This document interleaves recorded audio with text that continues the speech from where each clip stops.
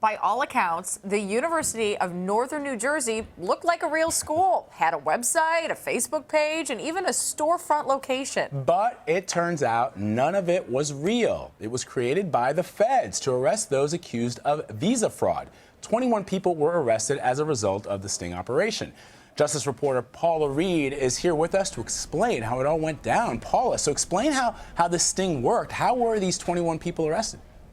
It's a crazy scam, but with very real potential consequences for national security. Now, as part of the scam, these 21 people who were arrested, they all knew that this university was a sham and that they could use it to get the paperwork to perpetrate visa fraud. But what they didn't know is that it was a sham run by U.S. immigration officials. So here's how it worked. 3 years ago, the feds set up this fake university, the University of Northern New Jersey, to try to root out immigration fraud.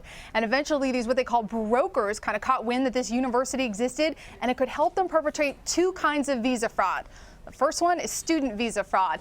Now, officials tell me that it was mostly students, foreign students who wanted to extend their visas. And this university, if you paid a few $1,000s, they'd give you the paperwork that you needed to extend your visa. The other kind was a worker visa, H-1B visa fraud. So you could get appropriate paperwork saying that you were working in an IT project or in some other capacity at this fake university. Well, it sounds like it was a good plan for the feds, but could the defendants argue that this is entrapment, Paula? It's possible. They're certainly going to try. Now, over the past few years, this kind of undercover work, stings, if you will, they've become very common. Almost every single agency employs these. Sometimes they go too far and there's backlash. For example, the FBI at one point posed as an AP reporter. That came under a lot of scrutiny. They were trying to get information in an investigation. But the head of the FBI argues that some deception is sometimes necessary in criminal investigations.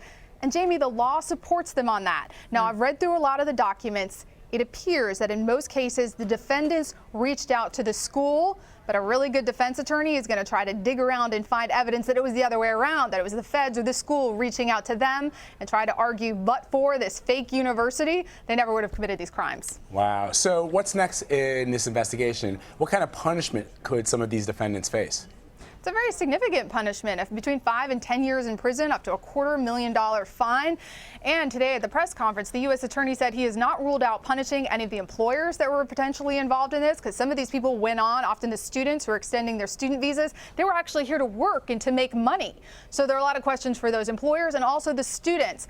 Now, the U.S. attorney was adamant. He said that the students who actually got these extended visas, because obviously there's a lot of concern for national security, he said they did vet each of those students who were granted these extended visas based on this fraudulent paperwork to ensure that they didn't actually pose any threat here. None of them have been charged, but that has not been ruled out. Wow, what a fascinating story. Paula Reed, thank you so much.